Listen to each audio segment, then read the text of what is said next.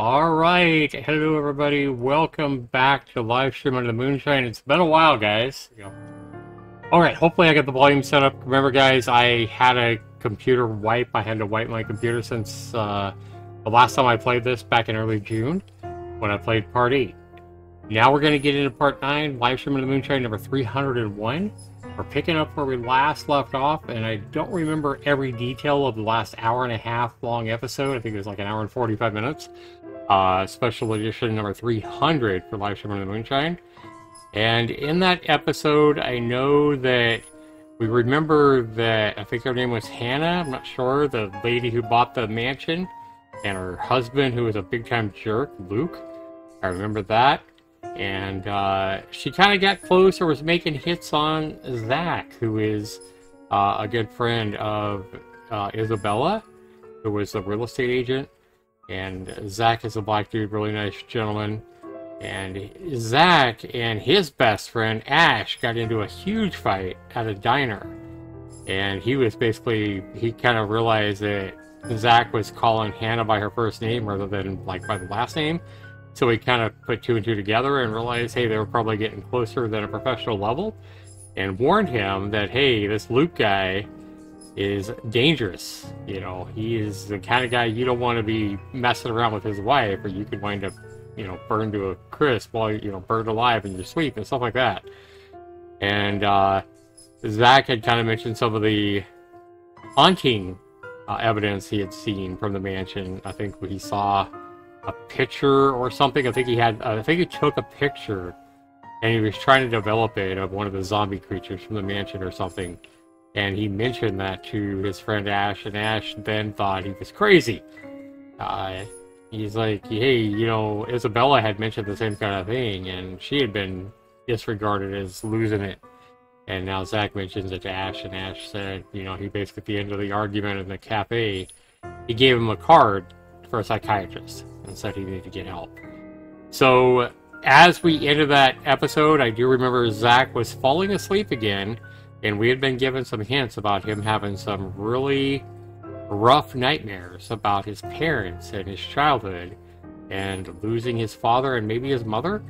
I know he had lost his father, who was drunker, like I think he drank too much and was basically a big-time jerk or an asshole when he drank or something. I don't remember a whole lot of it, but I remember Zach was starting to have some really vivid nightmares about his childhood and his parents and losing his dad. And maybe his mom, I don't really remember.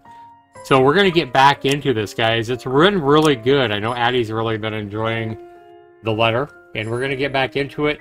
Guys, I do know that this is going to be, I'm going to have to start doing this on a more regular basis, because if I don't, we're not going to finish this visual novel in 2024. It's going to drag on into 2025 if I don't start doing this on a more consistent basis. So anyway, guys, let's go ahead and get back into the letter. And let's go ahead and load game. So, we last left off here, I do believe. Yep, this is where we left off. Alright, guys, I may have to adjust the volume on the game. We'll see. So, Zachary is now, we're taking the point of view of Zachary here. And, yeah. Alright, guys. So, he's fallen asleep after this big argument with his best friend, Ash. The melody carries into the hall long before I cross the threshold. Solemn but gentle and soothing, a reminder of what home is. Pa's firm but meaningful gaze, Ma's wistful smiles, the warm rays filtering through the eaves at sunset, the distinct smell of wet earth and leaves after a long day's rain, and our room. The room, Ma and Pa's pride and joy, a place we once were promised several springs ago. Yet it won't stop. No, wait! Come back! I'll be good this time! Oh man, this is gonna be a bad dream for sure. No, wait! Come back! I'll be good this time! Zach says, thinking he's a child, so he must be in another nightmare where he is yet a child, promising to be good. promising it's probably his father that he'll be good, or his mother. Please don't leave! Please stay! Oh, that's heartbreaking. The floorboards are cold under my feet, more than it usually is. The walls more forbidding than what I'm used to. Farther and farther the room goes. Ma's singing ceases. And Pa. I can't hear Pa. Not above the raucous clanging and the deafening roar of gunshots, nor the screams replacing the comforting soft melodies of Ma. Guys, that just rose the hair on my arms hearing those gunshots and the screams. Poor Zach's father just got shot. Could you imagine how frightening that would be as a young child? Don't know how old he is, but this obviously happened when he was a young child. And as an adult, he is continuing to have nightmares of that very moment. There is only the blinding fear. But when the light breaks... Oh my god. And that's Hannah, the gal that bought the mansion, as we remember. And the zombie he has seen, this is the same zombie that Isabella had seen, and I think Hannah saw a good glimpse of her. Yeah, Hannah heard her, or Hannah heard a woman crying in the basement of the mansion, and she had seen a glimpse of her as well, I think. And she thought she was tired, she thought she was losing her mind. You know, oh, I'll go sleep it off or whatever.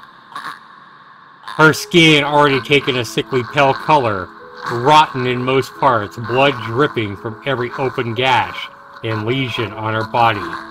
Oh my god. Bony hands grip Hannah's neck like a noose, staining the skin underneath a vibrant shade of scarlet. Oh, look at her hands right there on her neck. And look how he's looking through his camera lens to see it. Man, this is scary as hell. This is great writing, and I remember why I've already put almost 12 hours into this game. This is a very good visual novel.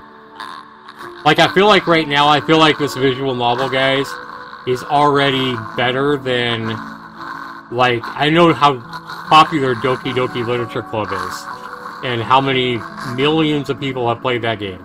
This game is way less received, way less hyped, and it is at least 10 times better than Doki Doki Literature Club, in my opinion. Everybody has their own opinion. But I believe Addie would think the same thing. Let me go turn the sounds down just a little bit, guys, because it seems like it's a little bit loud. Okay. Alright. Nothing but malice feels the gleam in her eyes. Talking about her. I think he's talking about the zombie.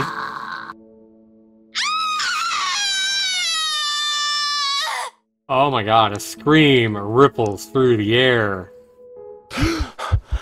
My whole body feels distant. He's woken up, thank god. You can hear... you can hear his breath. Listen to how erratic poor Zach's breath is.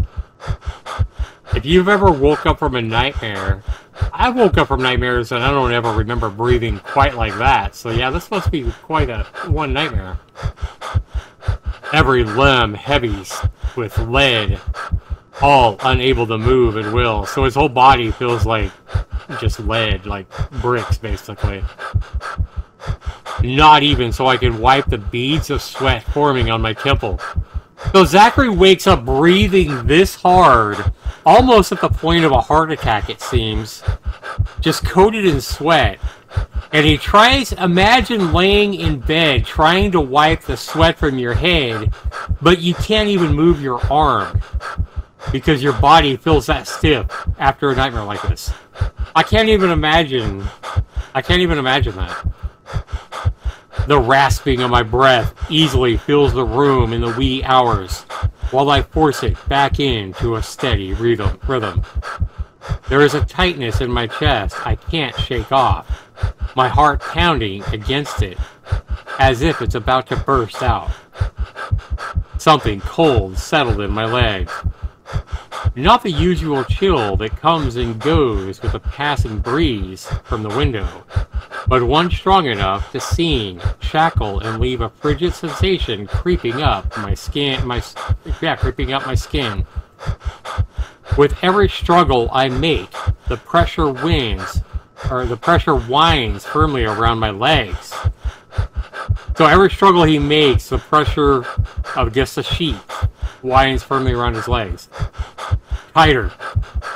And tighter. And tighter. Until it all becomes just too much. What? What? No, Zach! Oh my god, are you serious? Zachary, actually, I just said he imagined a nightmare where you almost at the point of a heart attack. Zachary, we know he was a little bit overweight. We saw that, the images of him, the character. But these are such crazy nightmares of his father getting shot. Did he really die? That sounds horrible. I'm actually in shock if Zach just had a heart attack. Another draft sweeps into the room and brings with it the iron tang of blood. Thick, suffocating, filling my nose with a foul, sickening smell as I shift my gaze downwards and it slowly comes into view. Mouth wretched in a hideous smile and eyes brimming with nothing but madness. Man, this zombie bitch or whatever, she is horrifying. Look at her between his legs. We can see his legs here, his feet. And this zombie is between his legs with her arms. This is what he was. I thought it was a sheet wrapped around his legs. No, it's her grasping his legs. I think I would have a heart attack. I think I would not only shit myself, I think my heart would probably stop as well if I actually saw something like that in real life. Could you imagine waking up from a nightmare of your dad dying to then waking up to something like that in real life? I can't even imagine it. That's horrifying. The stench of gore taints the air around me, and I cannot look away. From the terror and death that are uncanny, twisted features alone scream. I try to open my mouth, to shut, to ask for any help, but my voice has left my body altogether. Jesus Christ.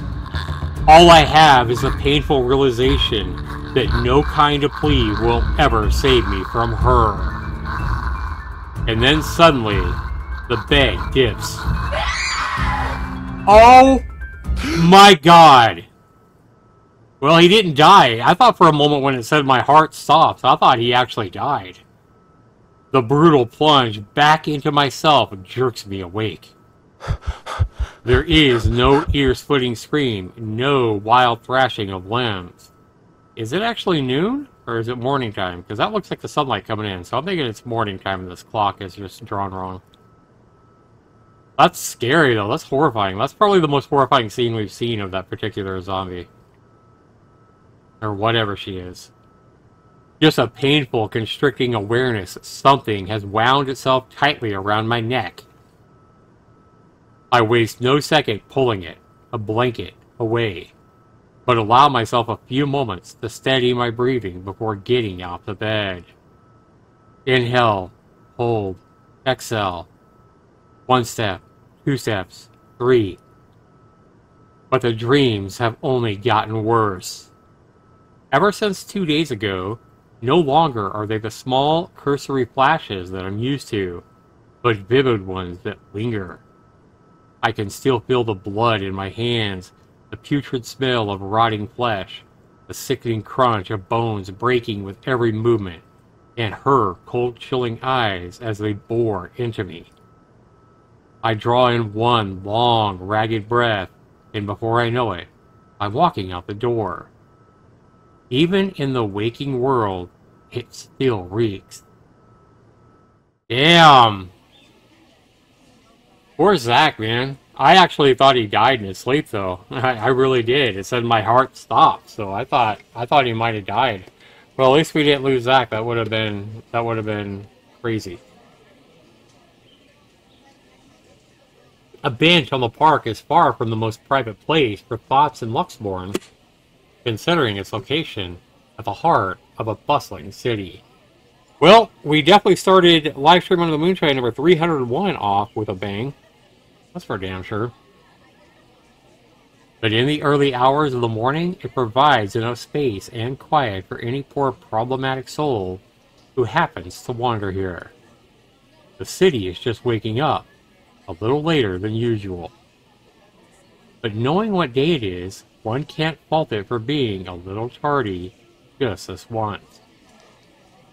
Yet neither the pleasant morning chill nor the soft twisting of birds or twittering of birds does anything to banish those images.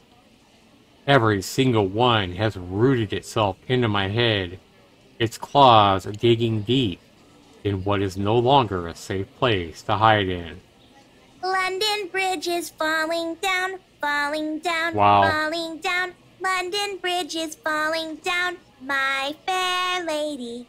Take a key and lock him up, lock him up, lock him up. Take a key and lock him up, my fair lady. Huh. Wow. London Bridge is falling It used to be down, easy falling finding down, some falling pretense of down. peace under the London guise Bridge of is sheer falling optimism, down, my fair following lady. a regular routine. Take a key and Now- lock him up, lock Now him up, I don't know lock what to him make up. of it. Take a key and Sometimes lock it's him up, easier to run, my easier to fair hide, lady. but everything's falling apart. That London way, Bridge is you don't falling have to be the down, first to falling witness down, it when it falling does. down.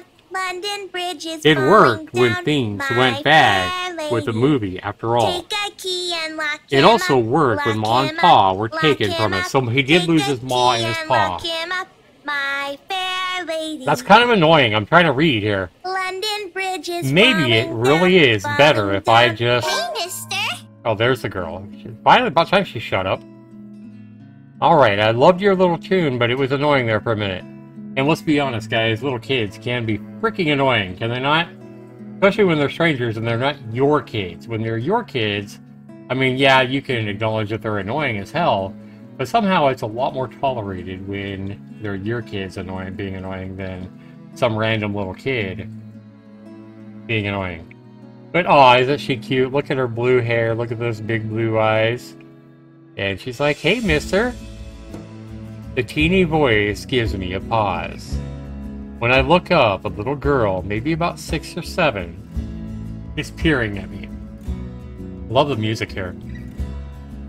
2 wide eyes overflowing with what can only be the natural curiosity one typically sees in children. I vaguely note the St. Goretti uniform she's wearing before returning her greeting. Hey, kid. He's like, hey, kid. Look at him with his thumb in his mouth. His forefinger on his nose. I like that look. Kylie. Kylie is her name. Okay. Kylie? He says the same thing. Kylie? That's my name. Love the music. Love, love, love this music right here. We've heard this music before in the novel. And I just love this tune. Mama said it's rude not to call people by their names. She then flops down on the empty space beside me. Her little legs, still too short to touch the ground, swings in tune with a song she hums under her breath.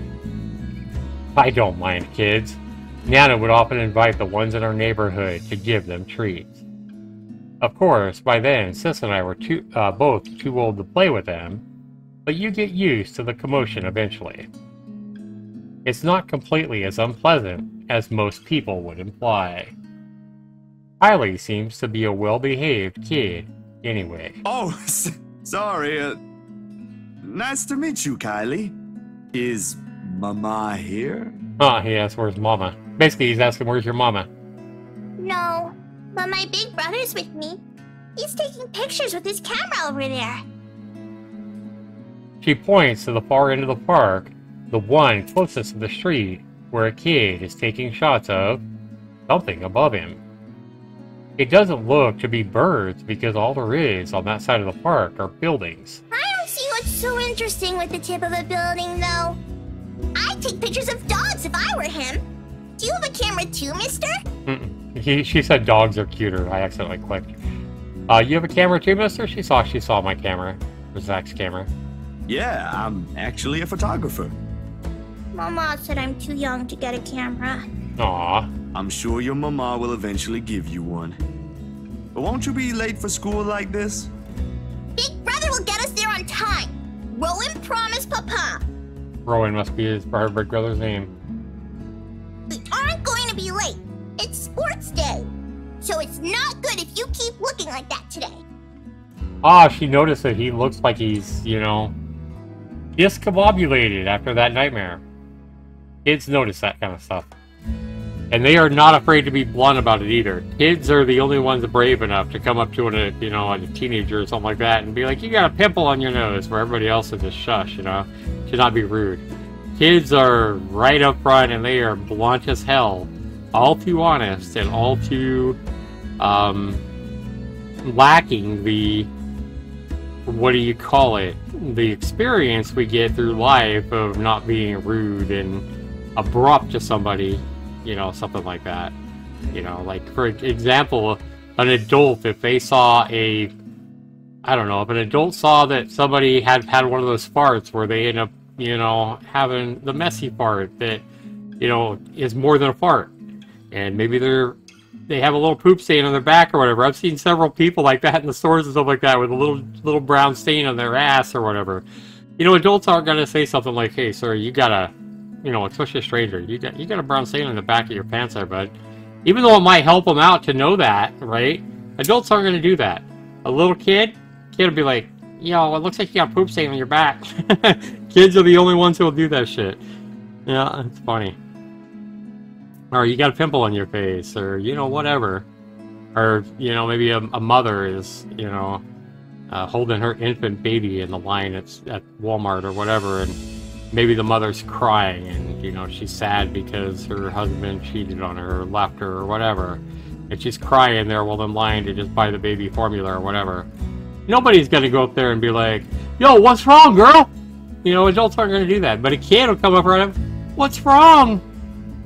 You know, kids are just like that. They are adorable. If not, sometime too intruding. So anyway, she's like, it's not good if you keep looking like that today. If it ends up raining and we lose, it's your fault. Oh, wow. All right, I'll try not to upset the clouds today, kid. That's funny. Is it because you're sick, mister? Before I know it, a smile has spread over my face.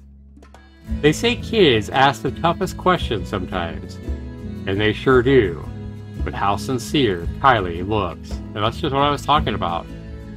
Look, she even looks a little bit sad looking at him. She's like, she can tell something's wrong with him, and she's sad because of it. Complete stranger. That's so awesome. And again, I'm telling you, I'm being moved not only by the words of this great written story, but this music just fits the moment and fits this game perfectly. The music is amazing in my opinion. I love this music. Lying feels like doing her a huge disservice.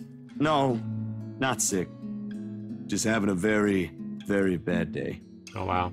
Why is that? Well, at least he was honest. Are you actually going to tell her that you had a nightmare of your dad dying and of a zombie? Is that like when my big brother ate all of my pudding? He did that once and then cried. It wasn't very nice of him.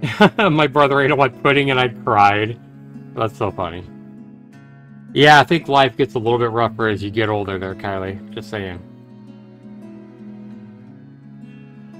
She is adorable, though. Absolutely adorable. Yeah, I think so. You see, there's this mean girl. She's given my friends and I a lot of trouble. I even got in a fight with my best friend because of her. Yep, he did get in a fight with his best friend Ash. Because of Hannah. I think Hannah's her name. Hard to keep up when things are like that, you know? Especially when you can't do anything. It's kind of scary. Makes you wish things will just stay as peaceful as they used to be. Maybe she just wants to be friends with you? Yeah, well, I mean, look at the kid hitting the nail on the nose. Except I think Hannah might want to be a little more than friends with Zach. Or maybe she just does want to be friends with Zach. I don't know. I think she needs a friend more than anything because her husband's a freaking asshole. Let's be honest, we've seen plenty of moments of that throughout this story. And the kid's right. The kid doesn't even know anything about him or this gal he's talking about.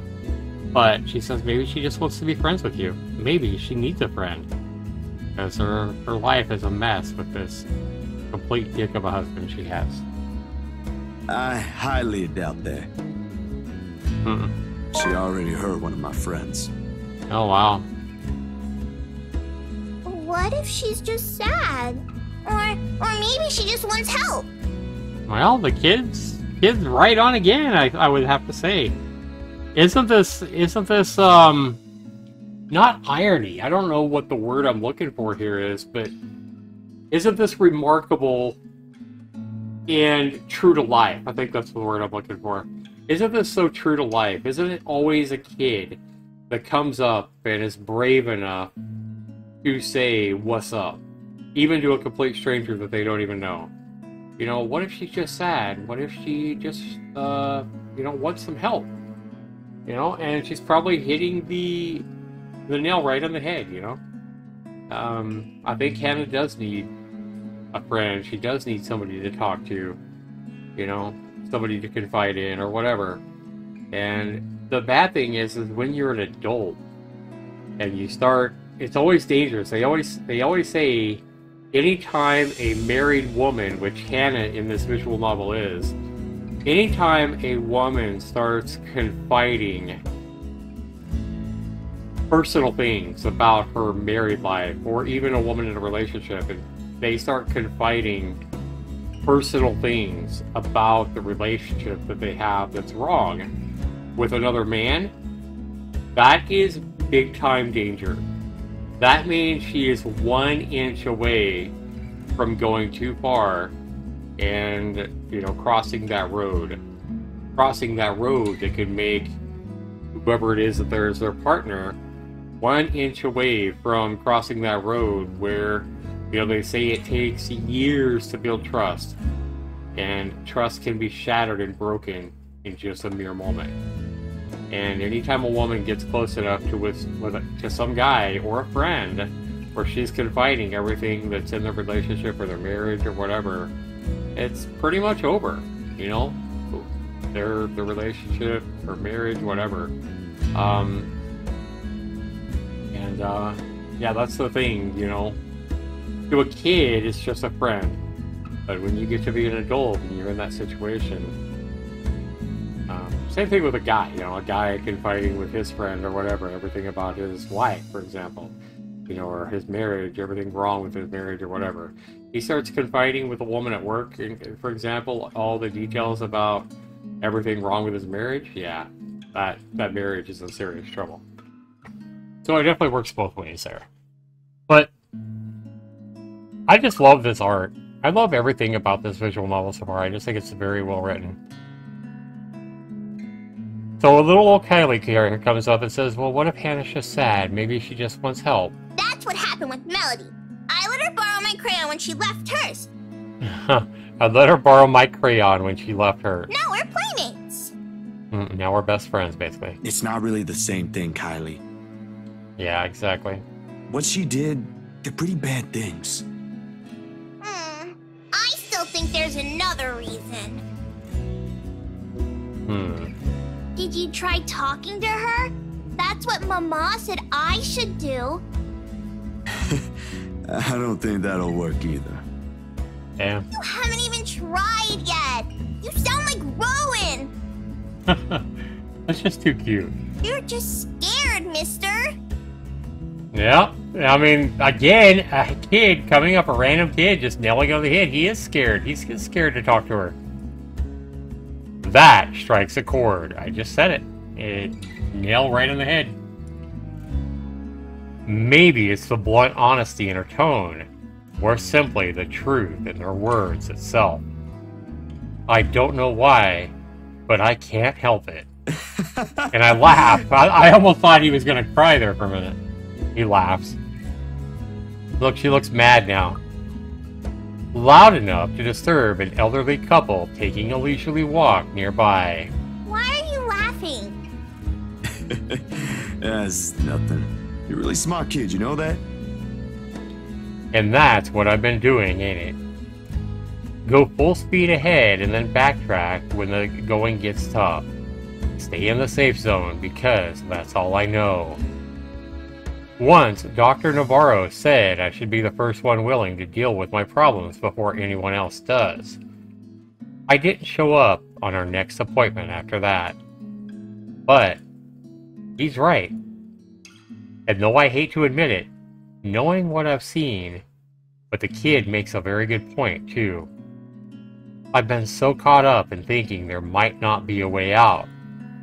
Maybe there isn't, or maybe there is, but that doesn't mean I should just leave it up to fate. Aren't spirits supposed to be humans before too? Had people they cared about lived a life of their own, smiled and laughed like the rest of us do. Do they really lose all of it after death?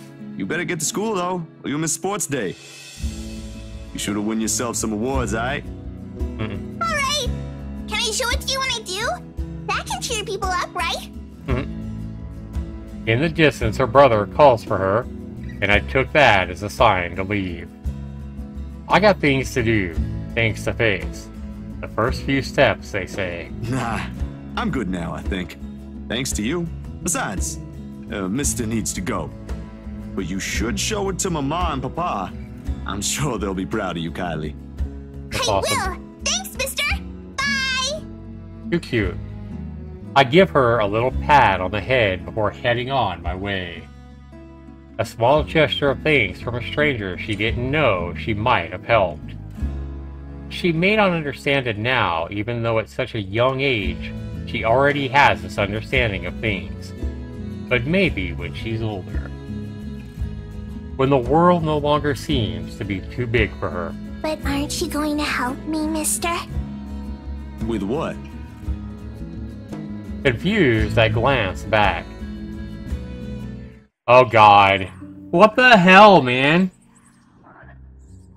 Whatever cheer our little talk brought us has vanished under the shadows' suddenly dancing eyes. This frigid air is almost definitely not how the morning chill should feel like. Bitter, stinging, unwelcoming. Look at how her face has changed here. And look at those horrifying eyes. It's all in your head, Zach. It's gotta be all in your head, bro. And the kid. What do you think, mister? Are you going to help me? Oh my god. We hear that moaning and that retching again. Listen to that. What do you want from us? The response never comes, however, because when I blink, she's gone. Hello? Mister? Are you okay? Yeah, this haunted being is definitely in his head now. For several passing seconds, I let my stare linger on her face, waiting for any sign of another change. But all that remains in there are the carefree smile of an innocent child. None of the spite, none of the cold, bloody smiles. Nothing. I really need to go, Kylie. It was nice meeting you. See you again, mister! Wow. And I break into a run. I don't look back, not even as I bump into a couple of passers-by as soon as I'm out on the busy streets. Going insane. This is what it is. And if we don't do something soon, we'll all be. Damn, and now it's in the afternoon on that Saturday. The tremors follow me even as I get home. I had hoped a little stroll around the block for a few hours would help me. Instead, I am assaulted with more images of her. Her smile, the loathing in her eyes, the stench of gore, the horrid crunch that comes with every movement she makes. Even old memories have been sold by her, and Ma's song no longer sounds near as sweet as it meant to be. In the end, all I got is a sinking feeling I will never be rid of her image, and another ridiculous idea that may or may not even work. The sun is already hanging low on the horizon when I make it back, and for the first time coming home feels more like a chore. Only I didn't arrive to an empty room, because as soon as I open the door, I am greeted by none other than... Sup, Z-Man? I told you we should have called him before going here. It's fine. Ashton and Isabel.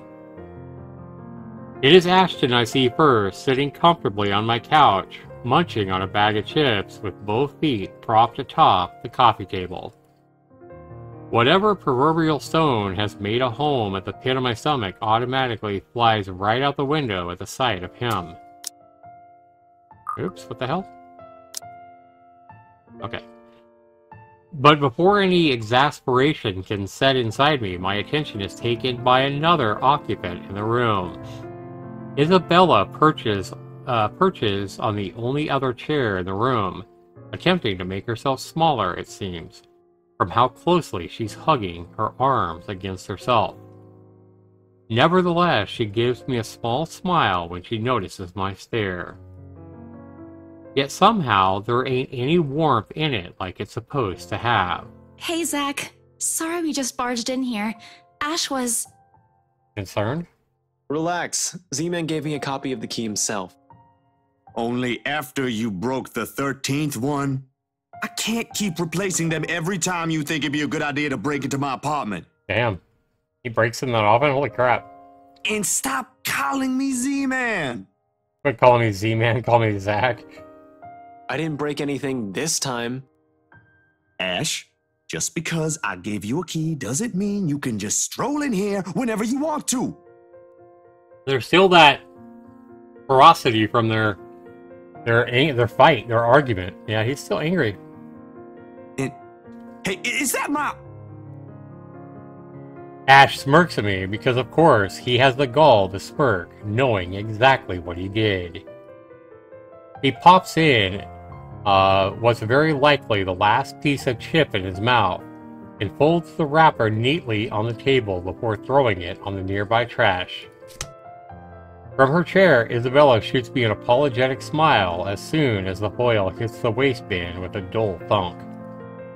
Common sense dictates that I should be angry. But after everything, despite things we've yet to straighten out before it blows up right in our faces, having something normal play out in front of me, no matter how childish their antics can get, I can't bring myself to muster even a tidbit of it all.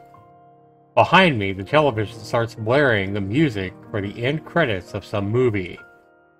They have likely been watching for a while if Ash has gotten impatient enough to rummage through my cupboards to watch something. Of course he eats all of it. You know, I was saving that for the weekend. Did you at least share some with Bella? Don't worry about it. I'm good, Zach. Really? It's free food, you know? What was that you usually say? You don't say no to free food? What happened? No, I'm just not hungry. Ash only shrugs at the question in my eyes. I can't be the only one who finds this vibe she's giving us off to be odd, and the guy has no doubt already caught wind of it. Aye. But if you want something, just say so. I've got a fully restocked pantry right here at your disposal. Still not a 5-star level thing, but for an empty stomach, it'd do. Just say the word. Thanks, Zach. Maybe next time. Food is not really what we came here for. Ash, he's the one who... Oh boy. He casts brief glances at Ash, and in an instant he sits up. Every trace of amusement is gone from his face as he clasps his hand in front of him and leans forward. A minuscule gesture meant to ease, yet the grim expression on him tells a completely different story altogether. All right, you two, what's this about? I don't like those looks. Right? If this has something to do with the other day, I really am sorry about that. It was rude, and I didn't mean for it to come out that way. A short but tense pause follows. They're both stalling. Under normal circumstances, I'd just wait. But with these two, the more you force it, the more they'll clamp down on it. But as a handful of seconds continue to slip by, the unsettling feeling in me also grows with it. Soon, it turns into sheer impatience. And before I can demand a response, though, one of them finally speaks up. It is Ashton who first breaks it. No, don't apologize. I should have listened. How is everything with you lately, Zach? Hold on, Ash. Both of you. Did I just hear you say that? Is this why Isabella's here? Has something happened? Calm down, we're just here to check on things. So, did you meet Andrew about the photos? What photographs? Said photographs has been sitting untouched since the day I dumped them in my drawer. Those photographs, yeah. Photographs of Hannah looking like a zombie. Isabella goes very still when I hand her the small stack. Damn. To her credit, she does not flinch like I'm expecting her to do, and flips through each of it in silence. But while her eyes remain strangely calm, her hands have gone rigid and her mouth is set into a very thin line. She, out of all people, understands what this means. In hindsight, she shouldn't have been the one I approached before Ash. What did Andrew say about them? It could be one, but there's no guarantee it's a supernatural thing. It doesn't always happen, so that's a dead end right there. Now that I think about it, bothering that guy for this feels pretty silly now. But with the dreams lately... That's all? Did he say anything about the damn letter at all? Did you ask him even? I paused, glancing at him skeptically. I don't know where the sudden curiosity is coming from. But if Ashton, calm, cool, collected, always logical Ashton, takes interest in this, something or someone must have fucked shit up somewhere. Or the world is ending. Seconds pass. The apocalypse I'm expecting to go along with it doesn't arrive, however. Yeah, that's really everything. The letter kind of slipped my mind. The photos were more important at that time. There was some stuff about the local horror stories, though. Talked about the curses, and he was really fascinated with the story about a wraith asking for a sacrifice to move on. Kinda nasty if you ask me, but it does make sense if you simply go along with it. I'm not sure how this will help in the grand scheme of things. Why are you asking about this anyway? Rose's death isn't just a coincidence, Zach. Wow. It may have something to do with... I may have... Wait, stop right there for a sec, Bella. I thought you ain't buying this stuff, Ash. Just the other day, you said the exact same thing. Yeah, that was the big part of their argument. I still don't, but even Rebecca, out of all people, claims there's something. Whatever this is, someone has got to look into it. Everything about this screams shady. Are you sure you even have the time? Ain't you busy with your current case? I got taken off that one. Wow. You didn't say you were taken off your case. I just got the news this morning. Apparently the higher-ups think I'm doing a horrendous job at it. Oh boy. It doesn't matter though. If these two cases are connected like I initially thought, then regardless, I'm on the right track. Are you sure we should even be doing this? Doing what exactly?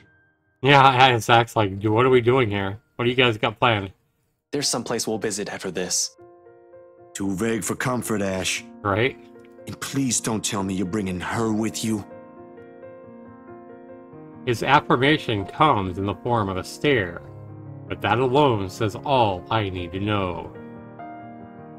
What I pointed out gives him a pause, though, and his voice is thick with hesitation when he addresses Isabella.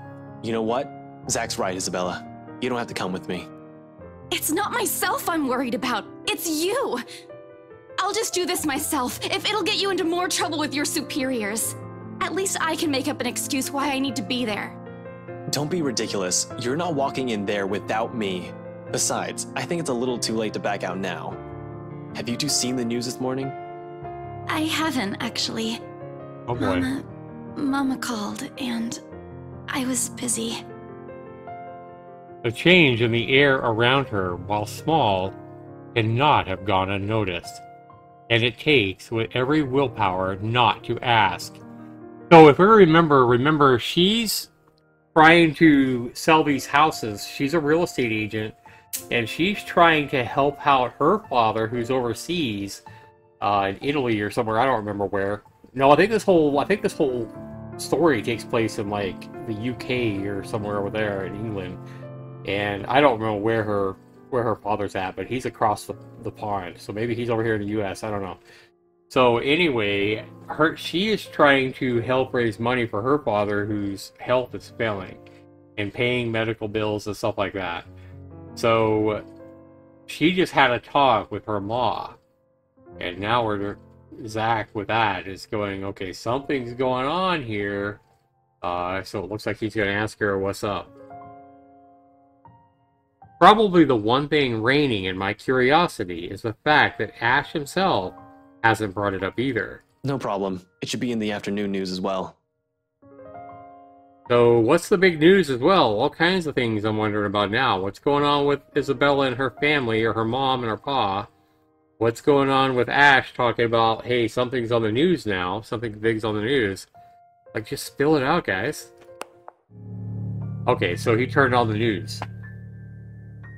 Oh my god, so the help me written all over the walls. Another victim by the Anselm Butcher. A man burned after a room catches fire.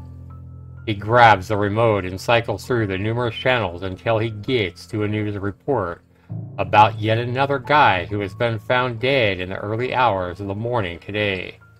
Jesus Christ. Burned alive this time. Could you imagine being burned alive? Oddly, no fire has spread, and whatever damage has been contained within that place, the body was found. The room itself, however, has been completely vandalized. Help me! Help me! Help me! Another murder, the authorities claim. Isabella and I knew better. So it's not... See, these people think it's a homicide, think that somebody's killing these people or burning them alive, but Isabella and Zach know that it's not a person killing these people. It's actually this haunted frickin' zombie bitch or whatever. None of us shifts even after the report ends, but the room has suddenly felt stifling. Yeah, it's this supernatural being. Or supernatural beings, are there more than one? Ashton's eyes have gone hooded with what appears to be restrained anger, and the remote in his hand creaks mildly under his grip. The stone is black in my stomach, a teeny little thing gripping at my insides, growing with every passing second as the dread sinks in. In the thick of it, Isabella's voice is the one that breaks the silence. A small, weak thing on its own that wavers unevenly between words, but every syllable heavy with meaning. This is because of that thing, isn't it? That thing. They're calling it a thing. Somehow. Now Isabella's feeling like she's guilty. You're not guilty, Isabella, just because you were trying to sell a mansion and this thing came rambling after you. And dropping that letter that you found with "help me" written all over it. And when it fades, that's all that's left in the air. Okay. When it fades, all that's left in the air is her doubt and fear, while all we can do is to cope. Is there something I can say to make her feel better? We can still fix this or stay silent. It sounded like Zach had a plan, so maybe Zach's plan... Remember, he had some kind of plan, but he didn't know if it would work or not. I'm gonna say he speaks up and says what his plan is. He was two friends here. It ain't too late. We could still fix this. There's 3 of us here. 4 if you count Rebecca. No, she's staying away from this. She lifts her gaze at me, eyes steady and shoulders squared as she holds it against the baffled look that I give to her. Although in the next second, it immediately softens and it takes me by surprise, nevertheless. In those brief moments, it's like I faced a different person. I don't want to involve her in this any more than I already have. Both of you as well. I already said it. That's completely out of the question. Stop asking. Still in all, that's 2 extra heads who can do the thinking.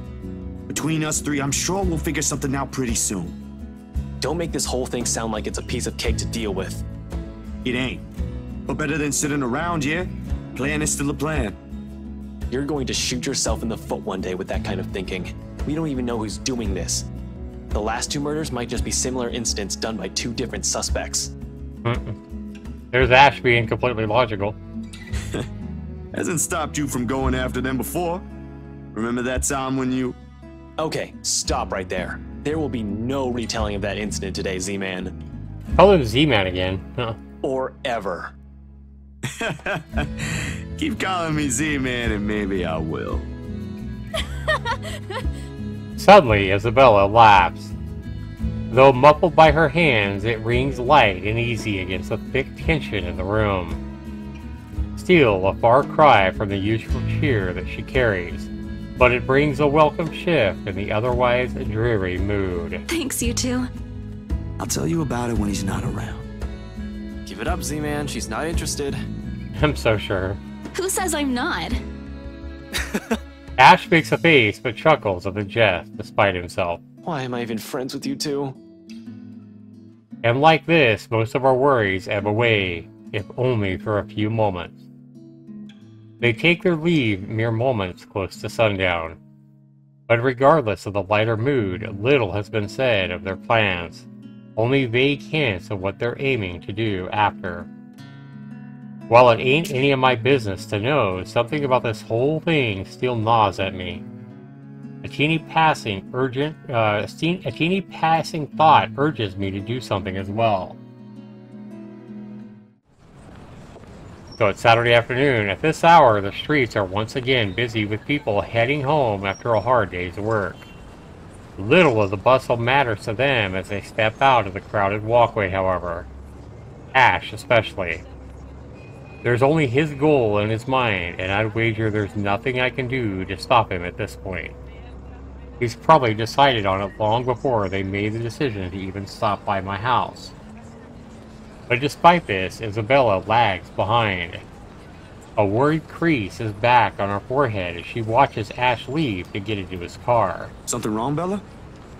No, actually, can you check on Becca for me after this?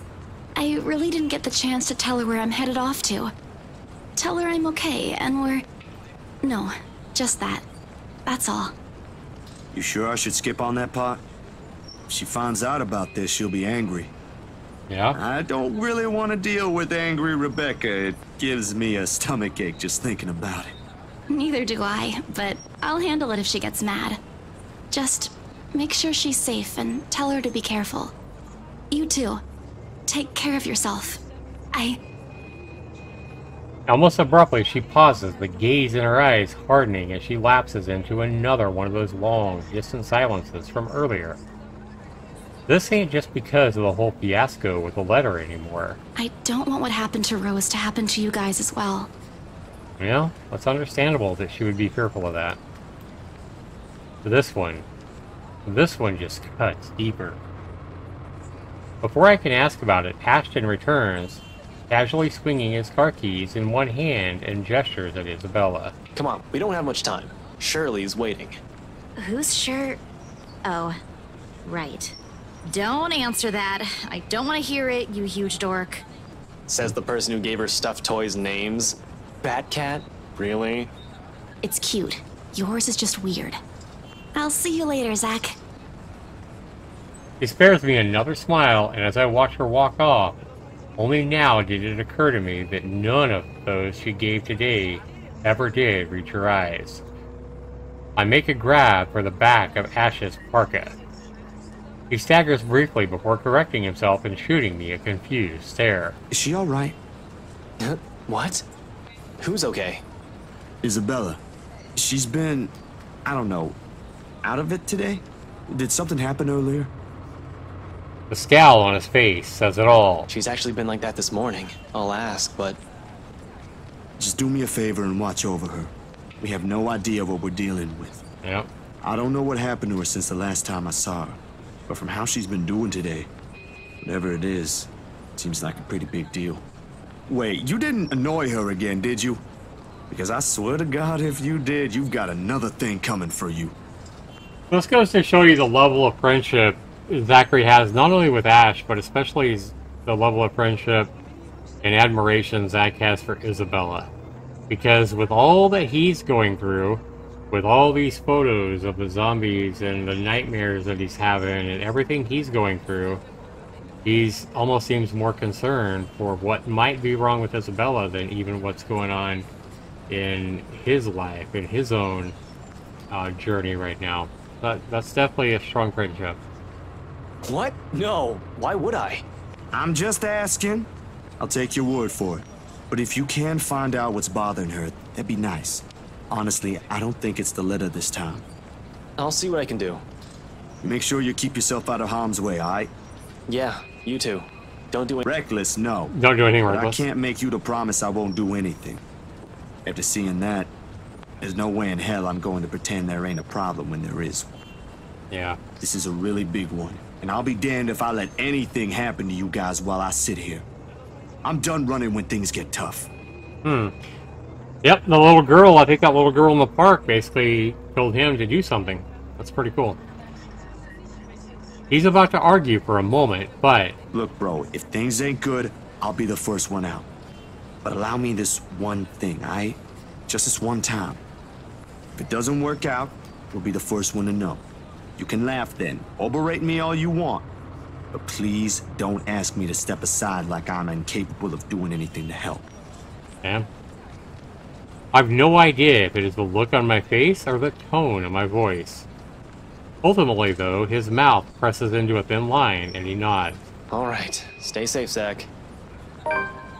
And when he stumbles onto the sidewalk, it allows the afternoon crowd to swallow him whole. I like to think the teeny gleam in his eyes is the closest we can get to optimism in this situation. Whether that alone will be enough to make me a peaceful sleep tonight remains to be said.